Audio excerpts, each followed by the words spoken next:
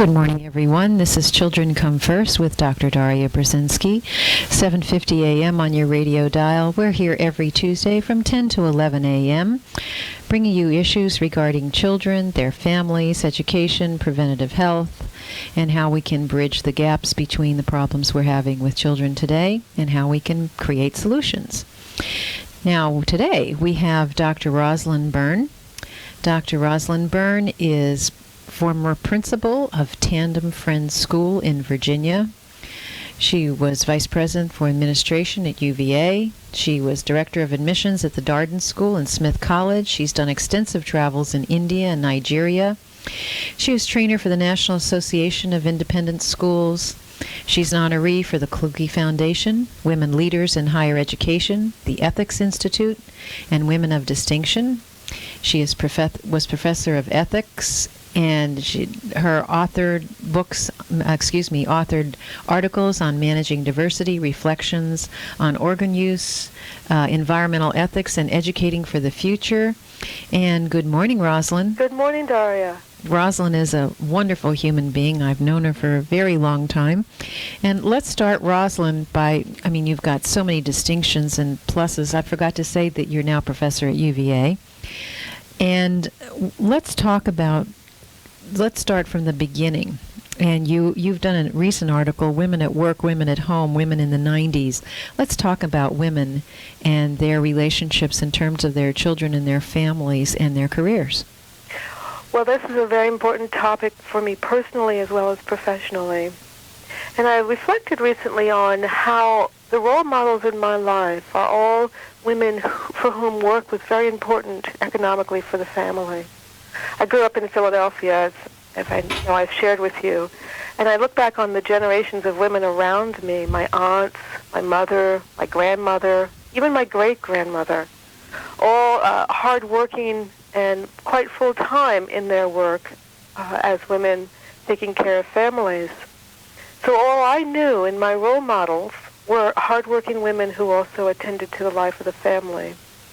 And this is certainly the way I have functioned myself all of my adult working years, working at home and working out in the workplace, the public workplace.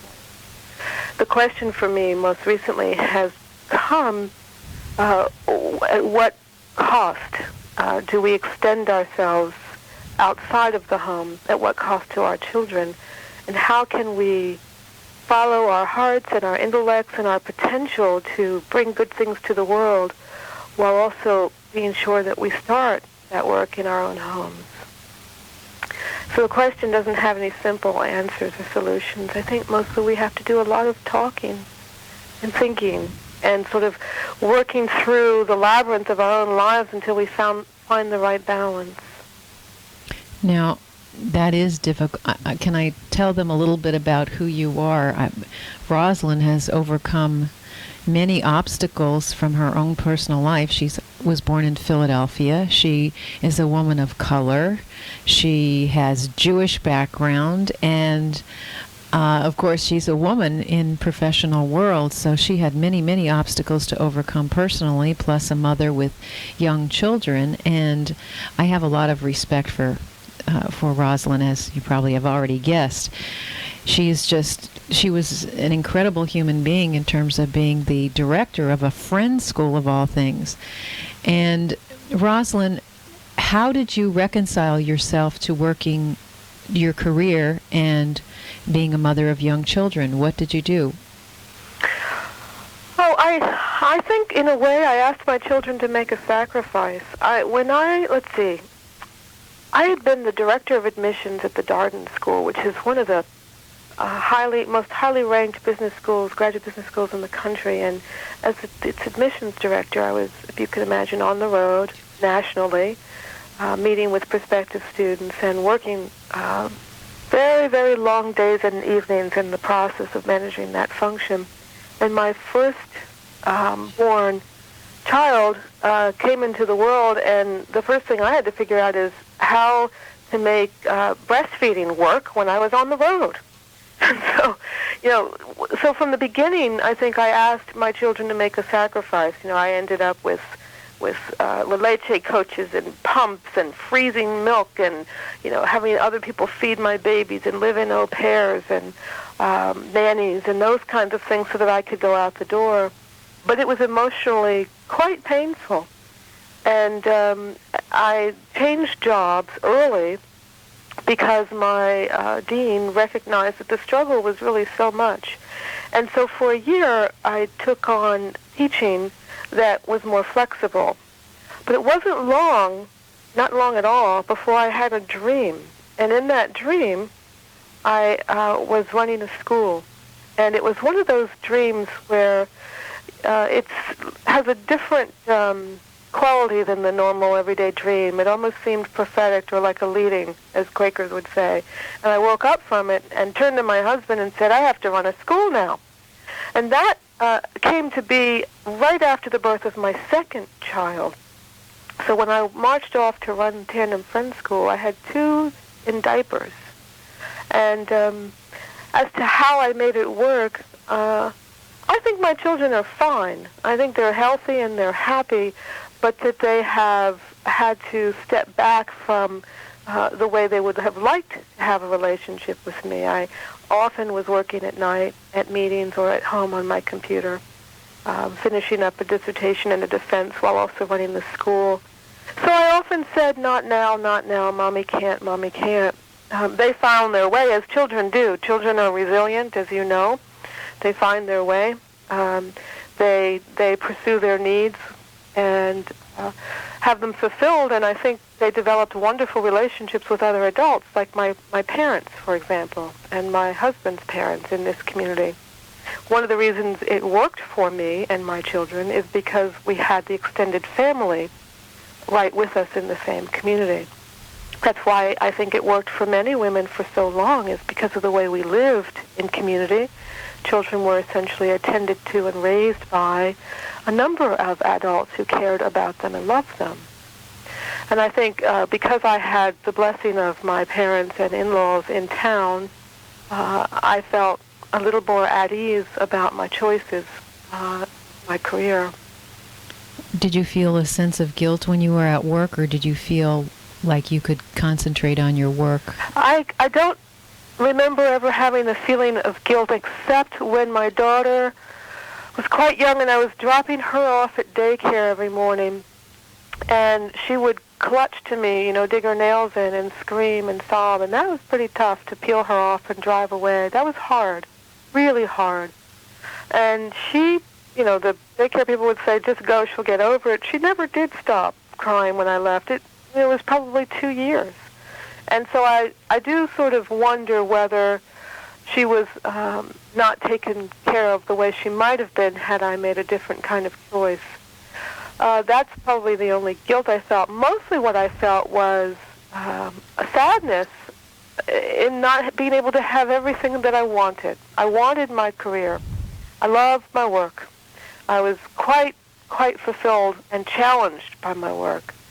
Always have been, always have reached for really very interesting jobs with problems to be solved. And I always felt that gifts would come through me to help solve very complex problems. And it was fulfilling. It's quite a wonderful feeling to know that you can make a difference in work that you believe in. I wanted that. And I wanted motherhood. I pursued motherhood vigorously. I had children later in life than other people, certainly than my own mother, who had them in her early 20s. I had mine in my early 30s. But it's because I was very much anxious to be a mother. And I never wanted to have to choose between the two. The article you referred to, Women at Home, Women at Work, the one I published actually was a speech first and then became an article. The pain behind that writing was how to make those choices. And I used Anne Morrow Lindbergh's book, Gifts of the Sea, as sort of a base for that article, and where she talks about a trip to the ocean and wanting to come back at the end of the day with everything the sea left on the shore because it was all so beautiful. And that ultimately you can't. You have to leave it to go. And so I think ultimately we make our choices, but it's hard to have everything. I have a very happy family, thank God, and very happy, healthy children. But I also understand how precious they are and how vulnerable they can be. My first birth was a baby who didn't make it. She only lived a few days. So I personally appreciate how precious life is and what a tremendous gift it is when it comes. And so with that awareness and that experience in my life, I think I walked out of the door every day feeling ripped in a way away from those young ones, and yet pulled hard toward a very important career. Would you say Anne Lindbergh's book, the title of it again? It is Gifts from the Sea. Yes, that's an incredible book. It's a beautiful book. I recommend it to all women. And it is really wise. She was a very thoughtful writer.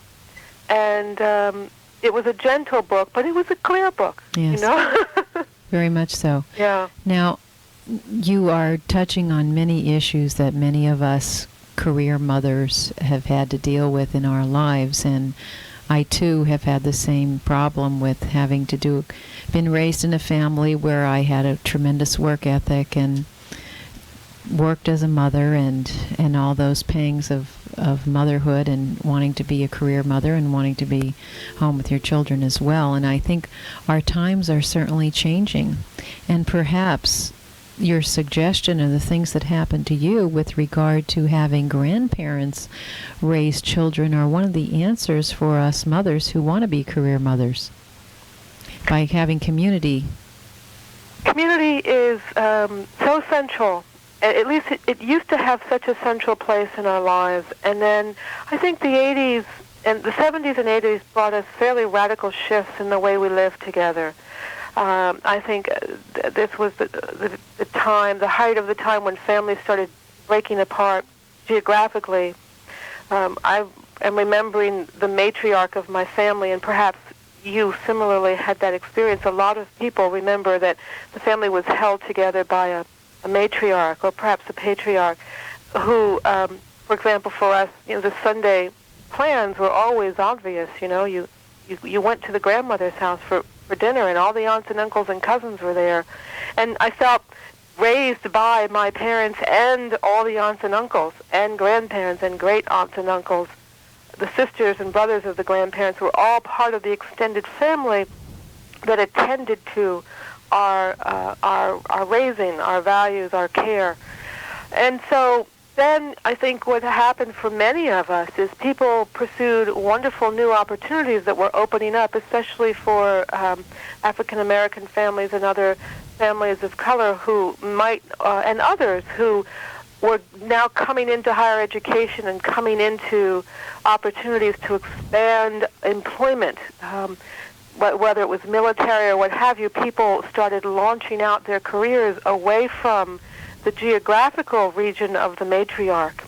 So in my family, people ended up in California and Texas and overseas and New England. And then when the matriarch passed, people were all over the place. And this is a story I hear over and over and over from other people. I am one of the only women I know in my community who is a career woman who has parents in town. And when people hear that, there's an envy, because they know what it could mean for them to know that there's someone else that's thinking about and putting time and energy into the raising of their children, and someone who loves their children. In my first few years, I had, I would say, 7 different child care arrangements the first year and a half of my son's life. And that's not an unusual story, to have to change daycare centers, change babysitters, people quit, things change. And that we know from research is very difficult on a child. And some of what I understand is that it matters less who is taking care of you and more that there's a consistency in care so that a relationship can develop. The beauty of grandparents is the relationship is built in there as a family member. The love and care and concern in healthy families is there, and the motivation is there that's deeper than the financial incentive for taking care of someone's child. It's your blood. It's your family. Yes. You're exactly correct. You are listening to Children Come First with Dr. Daria Brzezinski, WAAT 750 AM on your radio dial. We're here every Tuesday from 10 to 11 a.m. And today we're speaking with Dr. Roslyn Berne, who is currently an educator at the University of Virginia. She has been director of admissions at the Darden School and been principal at Tandem Friends School and studied in India and Nigeria and received numerous awards and written numerous articles and publications. Now, Roslyn, we're on this track of talking about mothering, and which is really critical. I wanted to get a little bit diversified here and talk about some of your other work. For example, being a principal of the school, being a female, and being a working mother. What kinds of things did that afford to you? Are we talking about rewards of those choices, working as a school principal? Both. Mm-hmm. Pros and cons. Pros and cons, okay. All right, well, that, I have to say, that 5 years that I spent working with that school were probably some of the richest, most exciting, and most difficult professional years of my life. And I guess I need to preface it by saying that when I took over the school, it was a struggling private school with very, very few resources and on the verge of closing. The board had hired me in hopes of being able to turn the school around, but they also suggested to me that if necessary, I should simply close it down and redesign it and open it a year later. So it was in dire straits. So in addition to the general responsibilities of the head of a private school, there were the management challenges of bringing back to life a dying institution. The general responsibilities of an independent school head, and I have not experienced administration in a public secondary school, only at the university level. So I'm only speaking to my knowledge of independent schools. In addition to sort of looking at the curriculum, managing the faculty, attending to the life of the students, and addressing the concerns of the parents, there are the responsibilities of taking care of the physical plant, raising money for the school, and then managing those financial resources. Those combined make for a long and interesting day. And then having to go home and be a mother. I'm sorry. And then having to go home and be a mother. Well, yes, and then the day ended about 7 typically, and then I would walk in the door and the children would ask me, could you help me with my homework? I had a few rules. One rule was that unless it was an emergency, I was not to be called at home once I had left the office, because family time was family time. And Sundays, I never, ever did anything that wasn't directly related to my children and involved my children. And those two rules helped pretty well. And the third, not rule, but tendency was to always have a sit-down dinner when I came home, the whole family together at the dinner table. And even if it meant we were sitting down to a fast food, hamburgers or tacos, it didn't matter. We all sat down together every night. During the day, it was a very active day. I had young people ages about 11 to 18 in this school, mostly college preparatory, interesting little school. I learned an awful lot about young people that I never quite understood before. Read a lot, but I had never quite understood the things I learned in my direct experiences with them. Some of those experiences were elating and exciting and beautiful. Some of them were frightening and challenging, and I didn't know what to do with them. The young people today, perhaps they're no different than they used to be, but I think they're certainly living in a more complex world, and they're having to find resources to support themselves that are harder to reach now. And so sometimes they do things that aren't so healthy. Sometimes they're brilliant, and they surprise you with their brilliance and their insight. Sometimes they are so street smart. They call you on stuff. I found that my students didn't let me get away with anything.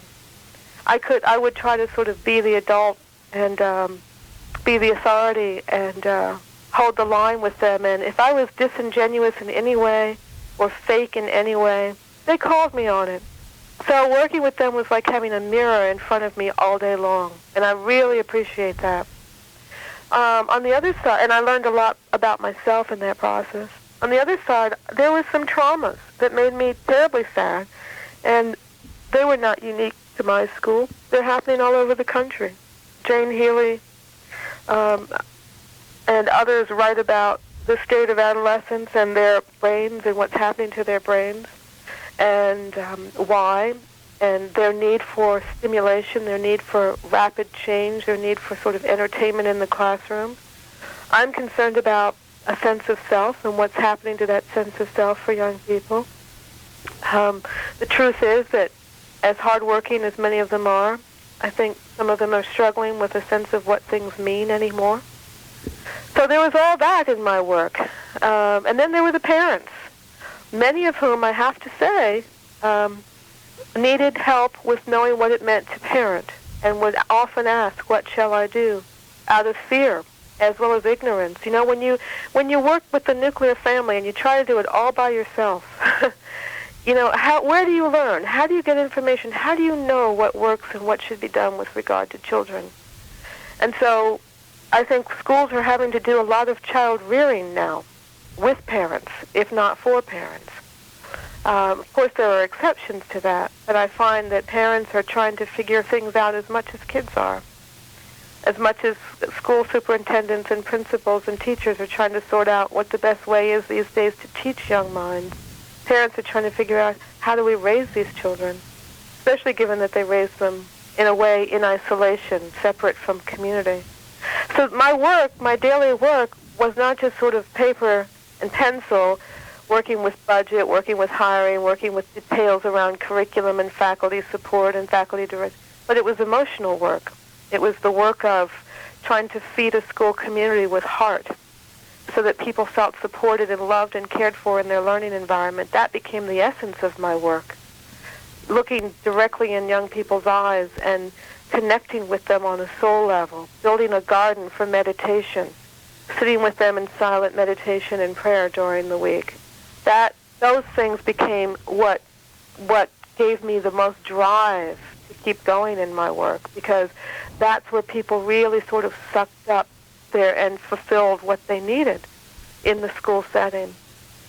I think that schools are absolutely critical for preparing young people for their adult lives in the world with the knowledge that they need about basics and with the ability to think critically and to read and take in information and to sort it through and be critical thinkers and to have technical skills and know-how.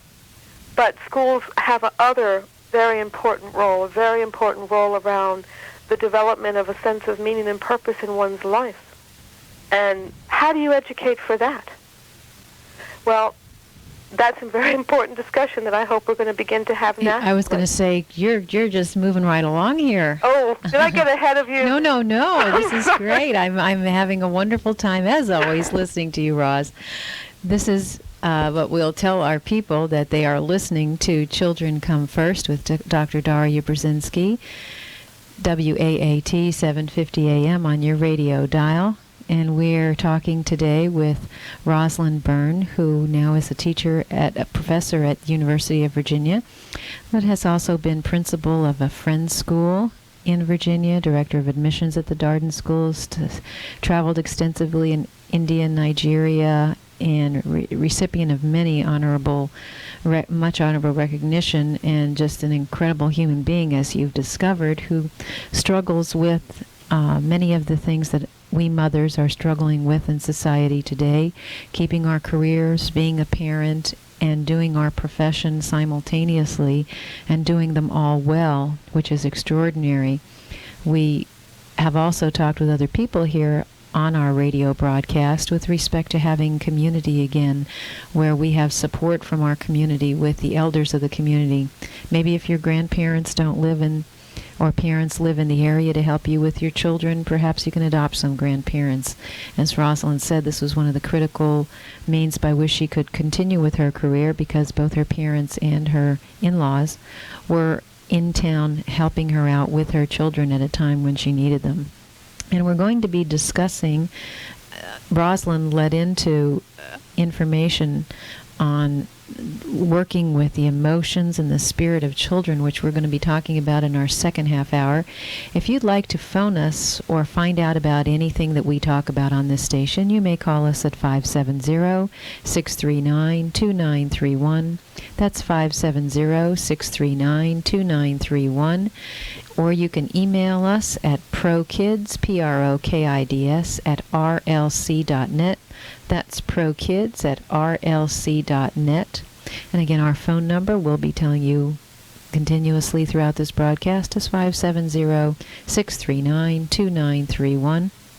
And Roslyn, we have only about 2 minutes here. Could you just talk a little bit about, we'll go into this, and it'll be our segue into our second half hour, but how did you deal with spirituality in terms of the children of your class, and differentiating between the school, separating school and I mean, we talk about a lot since we've at Columbine, we've heard a lot about people wanting to bring back religion into the classroom, and I, for one,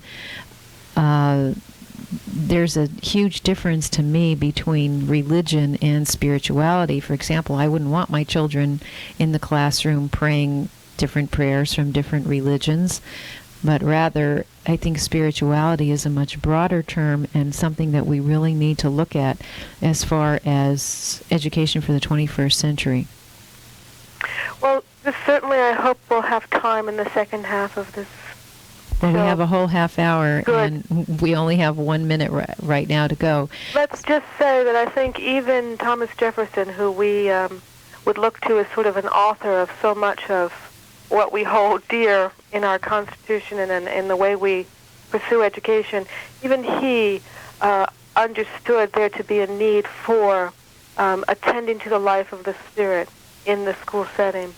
And so I don't think we need to be afraid of bringing spirituality into our classrooms, but I do, with you, think we need to be very careful about when that becomes religious practice, and I'm looking forward to talking with you about that in a moment. Yes, we need to make a distinction between religion and spirituality. In my perception of the world, religion is a set of rules, doctrine, and perhaps way of life, living daily life, that adheres to a certain philosophical premise, whereas spirituality is a much more broader perspective that invites the inner soul of a child, that invites a much more whole approach to looking at children and the world than a set of rules and regulations might have us foster our life. So in this next half hour, we will be talking about reclaiming our spirituality in education with Dr. Roslyn Berne from the University of Virginia. And we will be back shortly. If you'd like to reach us again, we're at 570-639-2931. That's 570-639-2931. Or email us at prokids@rlc.net. That's prokids@rlc.net. A sacrifice Join that us for shouldn't our have second to be half made hour. by young people. Thank you. Now, that being said, I guess what I mean is that if you're a Muslim and the prayers, the daily prayers are important, it should be permissive for you to be able to find a way to have your prayers during the school day. On the other hand, I think where it becomes quite dangerous, and this is clearly a matter that our country has recognized for a long time, is when we ask other people to take on our own religious beliefs. That is where it's dangerous. And so if you choose for your child a parochial school, then you know you are choosing religious education with a Catholic viewpoint. And you make that choice, and that is your prerogative. If you choose a friend's education, you know that you're asking, you're telling your child that they will be educated with a set of principles and beliefs and tenets that are peculiar to Quaker people. And the same if you go to a Jewish day school or what have you.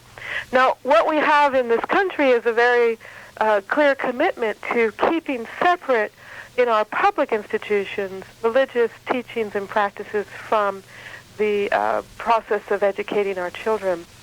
I think what is beginning to be discussed very widely and with a lot of passion is whether or not in that process we have left something out that is critical. My answer to that is yes, we have left something critical out, but it is not religious education that we've left out, because we can't in this culture, we can't impose our belief systems on other people. It's wrong. We can, however, make room for the spirit of the child to blossom.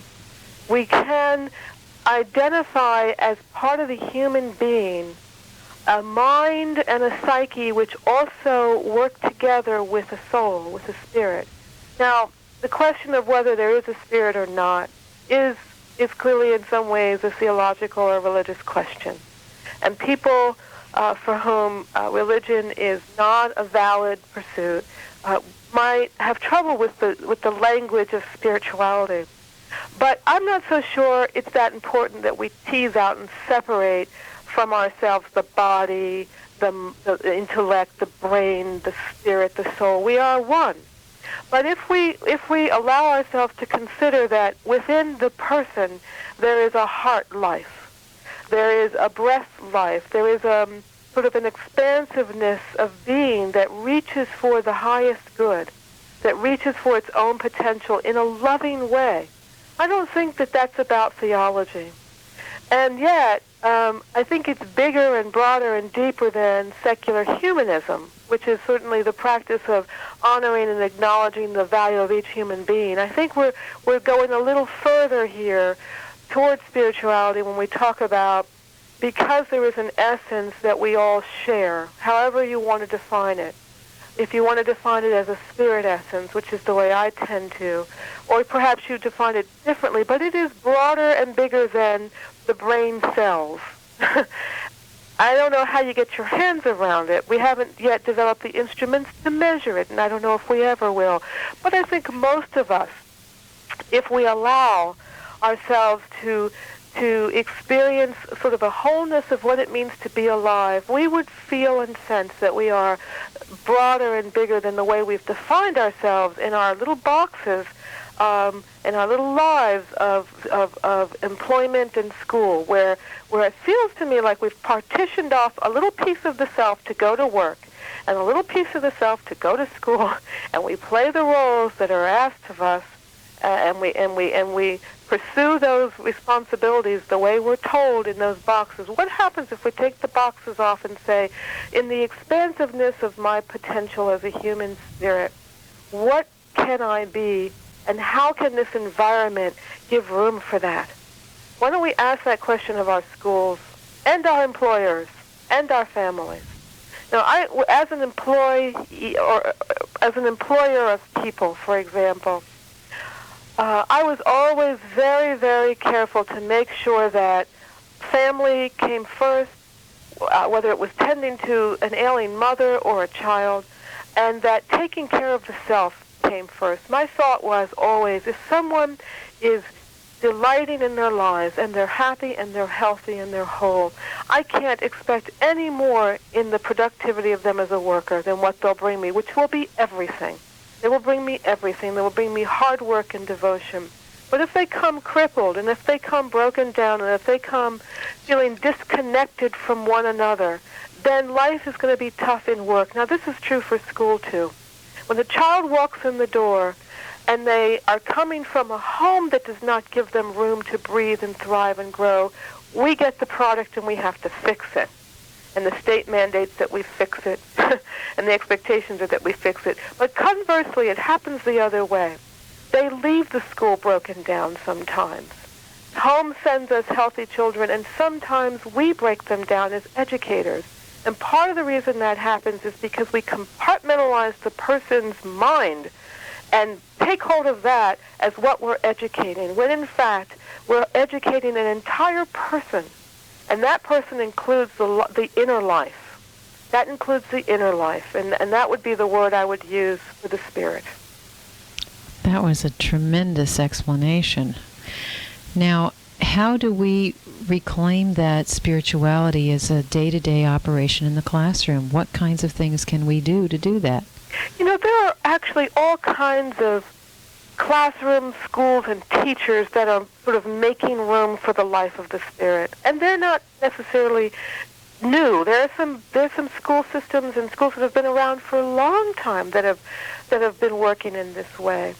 I have had direct experience with some certain kinds of Montessori classrooms, for example. Now, by the way, let me say right off from the beginning, no one system in and of itself is the answer. A lot of what happens goes right back to the relationship between the teacher and the student.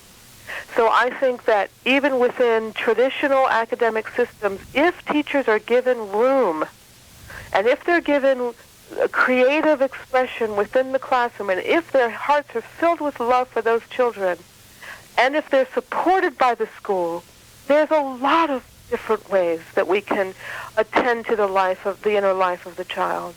But as a model, for example, the Montessori philosophy, which says follow the child, where the classrooms, have you ever watched a Montessori classroom? Have I? Yeah. I have a Montessori certificate. Well, then, you know well what I'm talking about.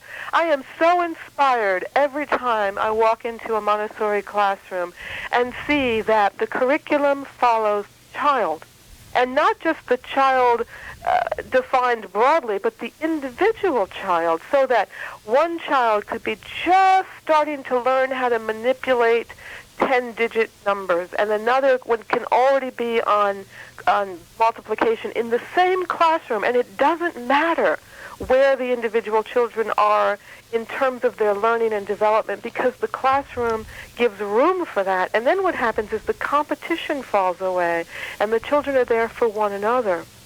And the children are delighting in each individual step that they make in their own learning, because that's what becomes important. And they're experimenting with ways to learn that fit who they are inside. And that's so exciting to me, because the child is sort of breathing in their environment, which gives them room for who they are individually. I also have seen in these classrooms quiet times for reflection and sitting still and gathering oneself. For me, a lot of the sort of heart of educating from within, or for the inner life, has to do with giving a child the resources to go within their own being. That is a skill set. We have it by nature when we're born, and then we sort of get going in our lives, and we lose it. We sort of teach it out of children. You know how children we'll be frustrated because we'll be in a hurry to get a child to school in the morning and saying, where are you now? And you turn around and they're looking at a blade of grass, or they're taking the wings off of a bug. Yes. And you want to scold them because they don't understand about time and about being late. And I've done this with my children. You're not going to make it in your adult life if you don't learn about the clock. Then I catch myself and realize that what I'm doing is training them out of their natural inclination to be in the moment and to discover what's in the moment, and bringing them into the world that we've created around clocks and times and agendas. And that's an important world that the adults have created. But the kids, if we allow them to bring into that world their ability to discover the moment and what's in it, to see the wings on a butterfly in detail and be curious about it. What if kids had that in the classroom? A teacher would have very little to do, because they'd be inclined to learn all the time, and they would be learning all the time because that's what the human being wants to do. This is all in part about the intellect, but it's also about the inner person. If we can teach a child that what is coming from inside of them is a source of their own life work, and that going back into it, I'm not talking about being selfish, I'm talking about going to an inner resource. If we can give them that, as well as the book material that we give them, I think we'll be in great shape. I'm in awe, as always, listening to you and all of your information regarding children and your in-depth understanding. I have to let people also know that you have a PhD in ethics from the Department of Religious Studies from the University of Virginia. So you're and speech communications as well. So you have a lot of background in terms of being able to clearly describe all of the philosophical premises by which you are. Let me remind people that we are at WAAT 750 AM on your radio dial. This is Children Come First with Dr. Daria Brzezinski. You may reach us at 570-639-2931. That's 570-639-2931. And we are speaking today with Dr. Roslyn Berne, whom I just said has a PhD in ethics from the Department of Religious Studies at the University of Virginia and is a professor there, as well as a former principal of Tandem Friends School. She was director of admissions for the Darden School. She's traveled extensively in India and Nigeria and has been the recipient of many outstanding awards like Woman of Distinction, the Ethics Institute, Women Leaders in Higher Education, and the Kluge Foundation. She has also written a great many articles, and I'm going to talk about one. We talked about women at work, women at home. Let's talk about managing diversity for a few minutes, if we can just take a little bit of a sidetrack here from spirituality. Sure. Talk to us about managing diversity in the classroom and in our schools today. I actually don't think it's a sidetrack at all. And the way I approach this is not the way many people who are in the field professionally might do. I am not someone who spends much time thinking about matters of race, relations, or doing any diversity training. Other people are very good at this work. I have written about it, however, because I see this issue much the way I see the question of the spiritual life as being about spirituality. I think when you learn and when children learn to turn inside and to tap the resources of the inner life, of the inner wisdom, of the inner self, then the ability to see other people is enhanced. And when you see other people, and when you genuinely give room for other people to be who they are, to hear them and to acknowledge and honor them as connected to you in that spiritual life, then all these things fall away. All these distinctions of less or more or better around size and race and economics, they begin to fall away, and we begin to see the essential similarity of the human being. And so, I think we understand that giving room for diversity, right now, it's sort of...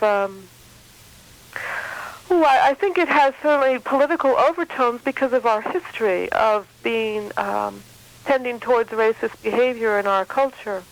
But I think not just in our culture. I think every culture distinguishes higher and lower and separates themselves around tribe, around caste, around economics, around monarchy versus papacy. We've always, as human beings, drawn circles and distinguished ourselves and then raised ourselves up somehow as better than others. It's all, I think, reflective of our relatively low evolution as spiritual beings, but perhaps we're moving closer and closer to being able to understand just how much alike we all are, just how much when our shells fall off, our souls stand in the light together as very much the same essence. So for me, managing diversity, there are tools for that people use quite beautifully that sort of open the heart and get people in dialogue together, and that's important. My writing and my work really says, let's move beyond this now, so that these issues are no longer the issues that hold us back from the work we can do in the classroom and in our organizations. Let's just be able to listen deeply to one another and to look in one another's eyes. When I sit with the kids of my school, when I sat with the kids of my school in silence together, I have to say that's one of those experiences where all the outer stuff starts to fall away after a while. When you sit quietly in a room with 200-300 people and you're looking around and noticing people, at first you notice someone's skin color perhaps, or what they're wearing, or what their hair texture is like, or you think about who they are. But if you do this long enough and you do this over and over, then all those things fall away, and you start to penetrate the humanity of each person. And then within that humanity of each person, you see that essence of light that I believe exists in each person. And then diversity becomes a cause for celebration and play. I think sort of I'm going to speak theologically here and identify myself as a believer in a spirit, a great spirit. We could call it great spirit or God or what have you. I'm going to say in the creation of the universe, that spirit was having a lot of fun with diversity. If you look at all the many, many, many varieties of plant life and sea life and life in the jungles and life in the stars and in the universes that we've discovered are out there, it seems to be infinite. It seems to be endless, the variety and diversity of life forms.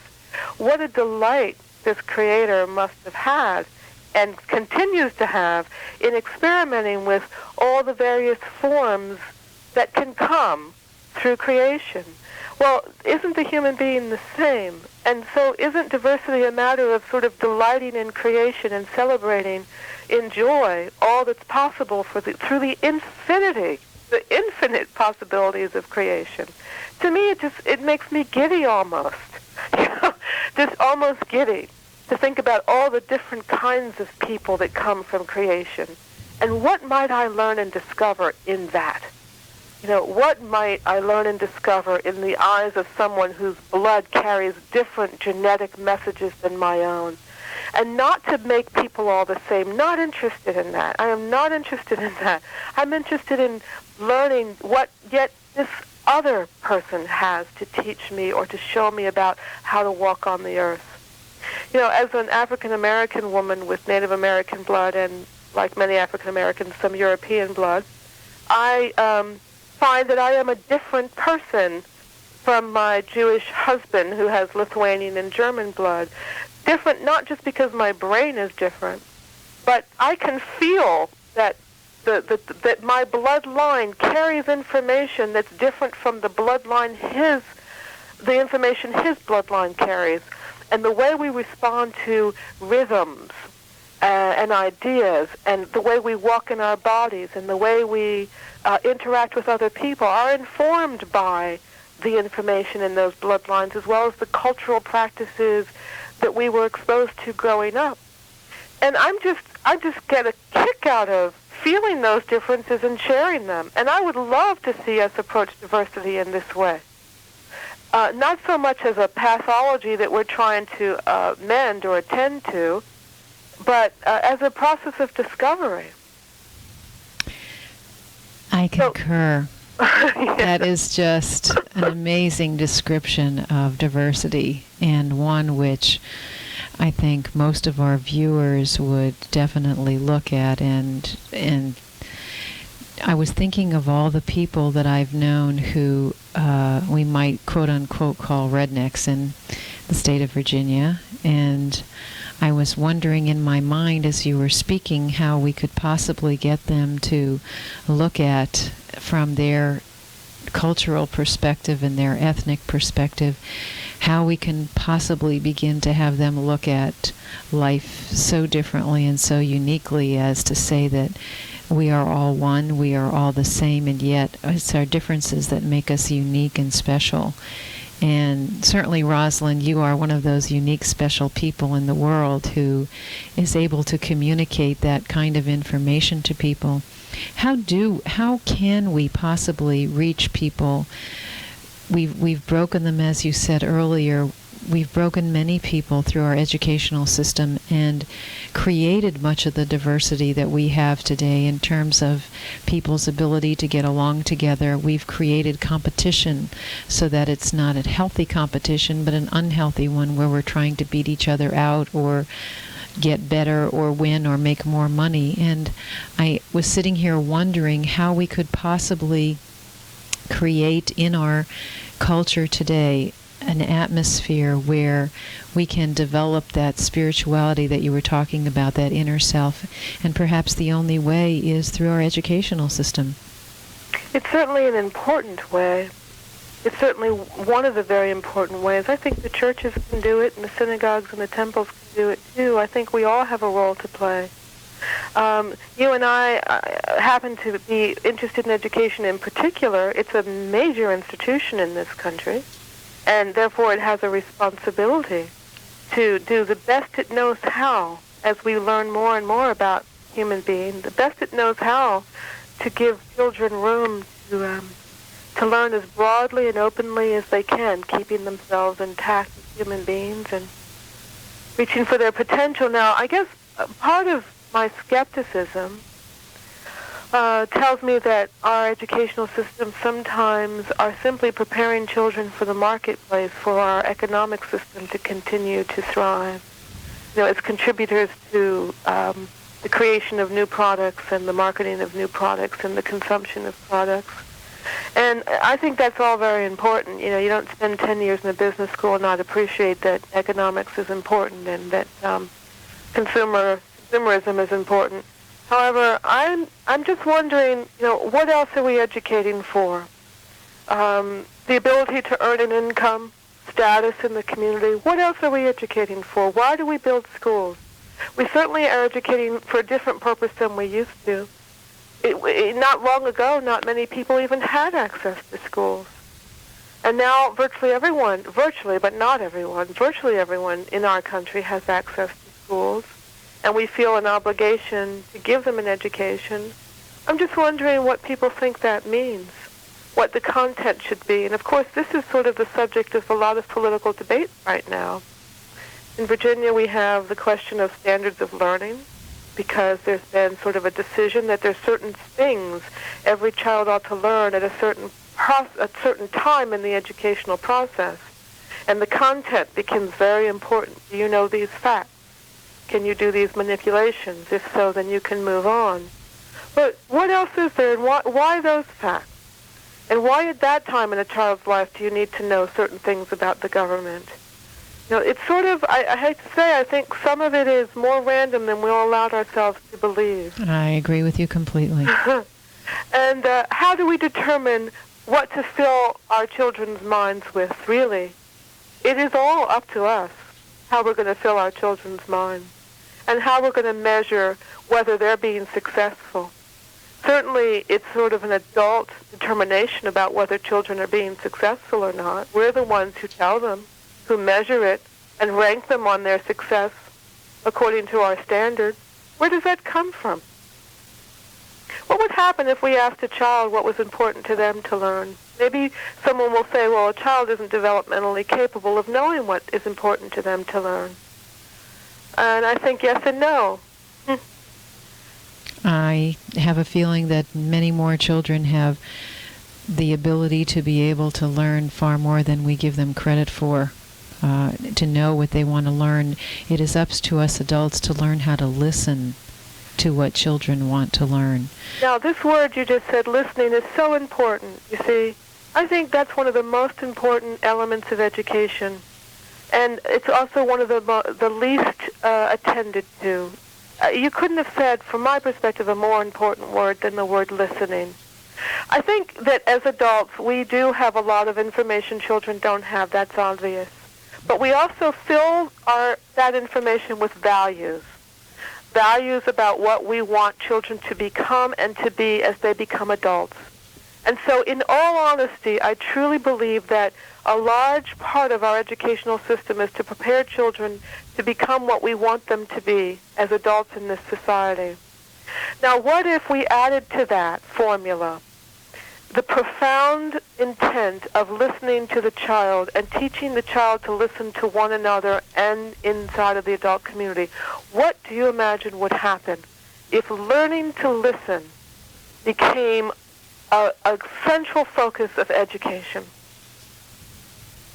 You see, to me, this is the secret life of education that's yet untapped, is that ability to listen to oneself, one's own voice, and the voices of others, and at the same time, in that listening process, to honor those other voices. You can argue this from a theological perspective, as the Quakers do, and say the reason why you listen intently to others is because God shows up everywhere and in the voices of others, and you never know when you're going to hear God speaking to you through others. And so if everybody has the inner light, then you listen for that inner light everywhere you look. You can use that, but you can also use just the immense possibility of learning together in community that comes from listening to one another and validating that each one's voice, each one's interpretation of what they're learning and seeing in the world can contribute to the whole. And can you imagine what would come from that? Roslyn, as always, you are magnificent. And I want to thank you for joining us this morning. I, as always, am in awe of everything you have to say. Thank you again. You have been listening to Children Come First with Dr. Daria Brzezinski on WAAT Radio, 750 AM on the dial. Our guest today is Roslyn Berne, Dr. Roslyn Berne of the University of Virginia, professor. We were talking about spirituality, mothering, and education. And you can hear Children Come First every Tuesday from 10 a.m. to 11 a.m. on WAAT Radio. The show is produced by Earth Heart Foundation, a nonprofit organization with offices in Pennsylvania, Virginia, and New Mexico. You can contact us at 570-639-2931. That's 570-639-2931. Or email us at prokids@rlc.net. That's PROKIDS at rlc.net. Join us again next Tuesday at 10 a.m. on WAAT Radio for Children Come First. This is Dr. Daria Brzezinski. Have a good day and a good week.